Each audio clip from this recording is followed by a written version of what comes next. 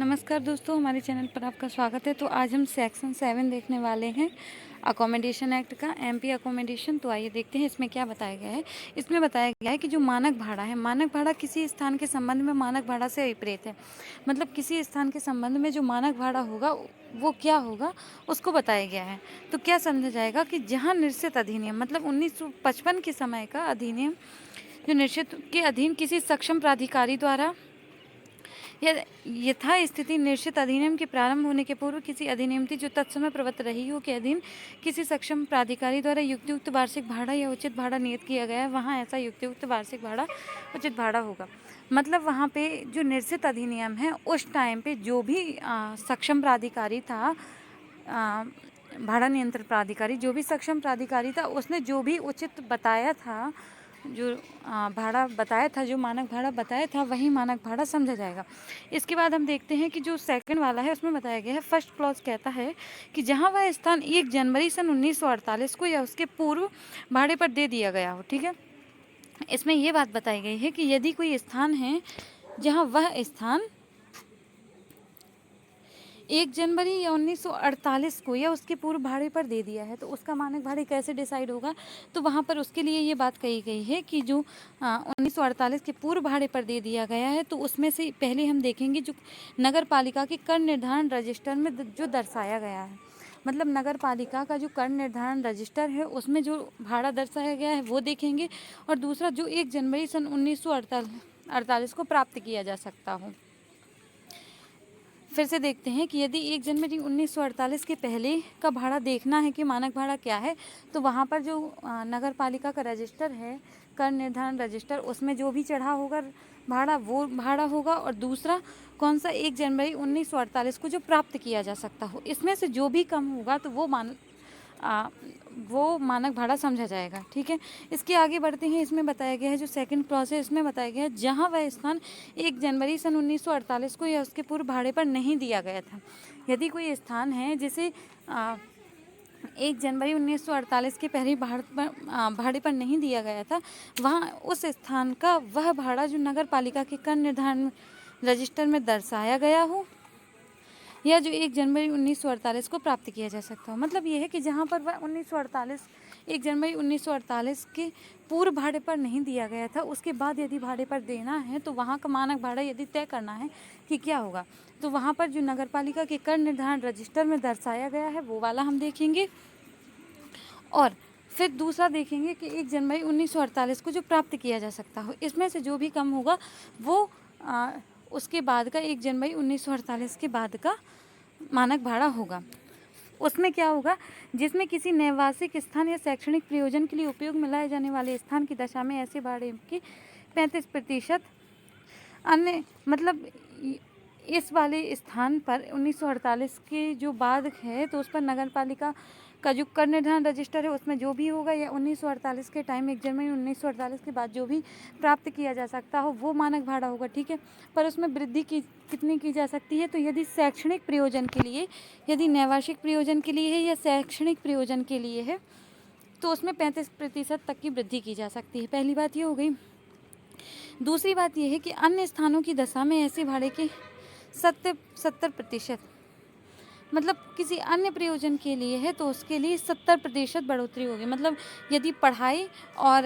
रहने के लिए है तो 35% वृद्धि होगी इस वाले कर में, ऊपर वाले कर में। और यदि वह किसी अन्य प्रयोजन के लिए है तो 70% वृद्धि होगी। और थर्ड क्लॉज कहता है कि उस दशा में जबकि अभिधारी नगर पालिका कर में कोई वृद्धि हुई हो, ठीक है,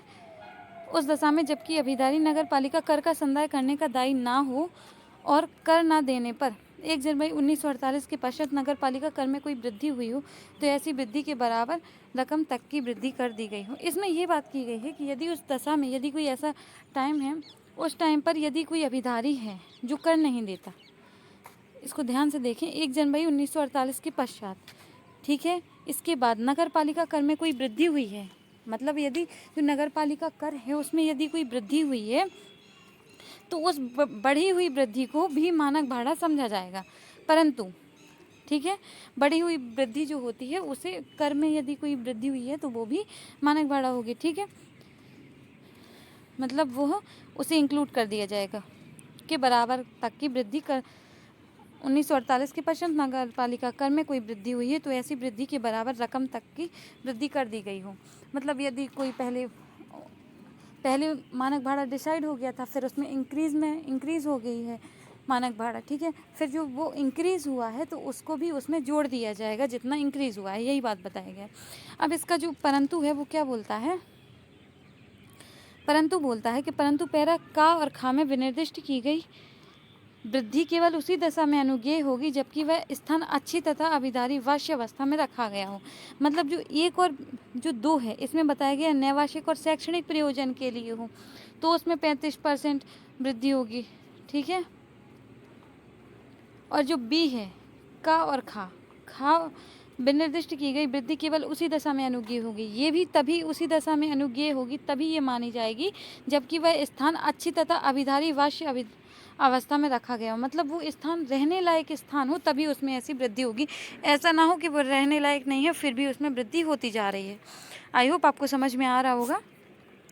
अब देखते हैं कि उस स्थान की दशा में जो उपर्युक्त खंड 1 या 2 के अंतर्गत ना आता हो, यदि उस स्थान पर जो उपर्युक्त मतलब 1 या 2 में नहीं आता है तो वहाँ पर मानक भाड़ा क्या होगा। तो यहाँ पर बताया गया है यदि उस स्थान के संबंध में नगर पालिका कर पृथकता निर्धारित हुआ है और तो ऐसे निर्धारण के अनुसार वार्षिक भाड़ा उस पर 15% सहित वृद्धि हो सकती है। मतलब जो नगर पालिका कर है उसको अलग से बढ़ाया गया है, ठीक है। नगर पालिका कर है, पहली बात तो ये है कि जो 1 और 2 में नहीं आता, उपधारा 1 और 2 में नहीं आता, उससे अलग, ठीक है। अब उसमें क्या हुआ है कि जो नगर पालिका के कर में नहीं आया है, पृथकता नगर पालिका ने उसमें वृद्धि की है, तो वो यदि उस स्थान के संबंध में नगर पालिका कर पृथकता निर्धारित हुआ है, नगर पालिका का जो कर है अलग से निर्धारित हुआ है, ठीक है, तो ऐसे निर्धारण के अनुसार वार्षिक भाड़ा उस पर 15% सहित, मतलब जो वार्षिक भाड़ा होगा उस पर कितनी वृद्धि हो सकती है, 15% की वृद्धि हो सकती है। पहले वाले में क्या था, दूसरी वाले में क्या था, हम देख चुके हैं। ये तीसरा वाला है, तीसरा वाले क्या था, जो पहले और दूसरे में नहीं आता है तो उसमें क्या होता है, उसमें 15% की वृद्धि हो सकती है नगर पालिका कर में यदि अलग से बदलाव होता है कर का, ठीक है। बी पढ़ते हैं यदि उस स्थान से केवल एक ही भाग के संबंध में इस प्रकार निर्धारण हुआ है तो ऐसे निर्धारण के अनुसार उस संपूर्ण स्थान के वार्षिक भाड़े की आनुपातिक रकम उस पर 15% सहित, ठीक है। यदि उस स्थान के केवल एक ही भाग के संबंध में, ठीक है, यदि वह स्थान है उसका एक भाग है, स्थान ये है, ठीक है, उसके एक भाग में, ठीक है, यदि उस स्थान के केवल एक ही भाग के संबंध में इस प्रकार निर्धारित हुआ है, ठीक है, तो ऐसे निर्धारण के अनुसार उस संपूर्ण स्थान के वार्षिक भाड़े की आनुपातिक रकम उस पर 15% होगी। मतलब यहाँ पर यदि पूरे स्थान पर होता है तो 15% बढ़ा दी जाएगी, परंतु ऐसा है आनुपातिक क्या होगा, यदि जैसे 10,000 रुपये है, ठीक है, 10,000 रुपये है 10 कमरे का, ठीक है, तो यदि उसके 9 कमरे ले लिए जाते हैं तो आनुपातिक क्या होगा, तो 9 कमरे का क्या है 9,000, इसमें ही 15% बढ़ेगा, ठीक है ना। मतलब आनुपातिक जितना लेगा अभिधारी उतने में ही परसेंट की वृद्धि होगी। ऐसा नहीं है कि उसने पूरा घर नहीं लिया है फिर भी उसके पूरे घर के हिसाब से पैसा लगाया जा रहा और उसमें 15% वृद्धि हो रही है, तो ऐसा नहीं होगा। जितना वो यूज़ करेगा, जितना वो लेगा अभिधारी, उसी में 15% इंक्रीज़ होगा। आगे देखते हैं, यदि उस स्थान से केवल एक ही भाग के संबंध में इस प्रकार निर्धारण हुआ हो तो ऐसे निर्धारण के अनुसार उस संपूर्ण स्थान के वार्षिक भाड़े की आनुपातिक रकम उस पर 15% सहित, ठीक है।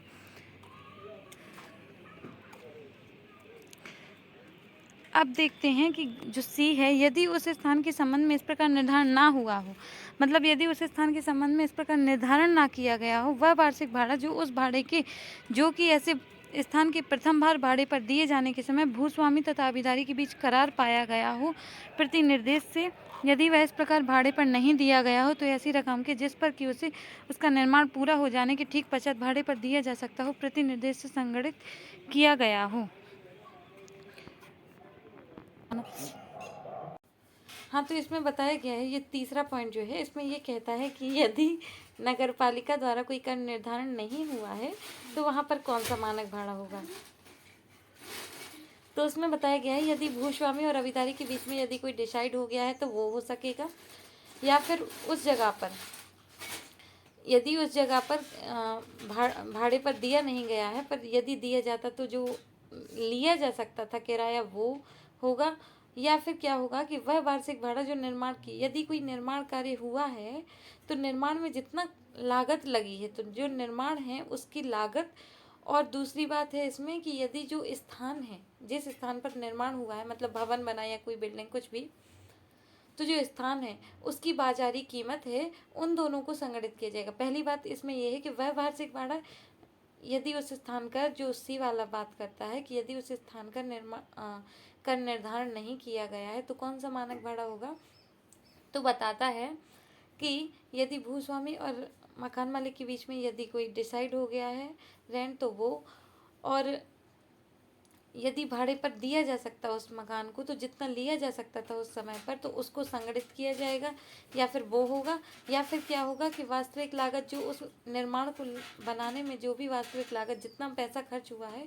वो वाला, और उस स्थान का जिस स्थान पर वो बना है उसका बाजारी मूल्य जो है उसका 6/3/4 किया जाएगा,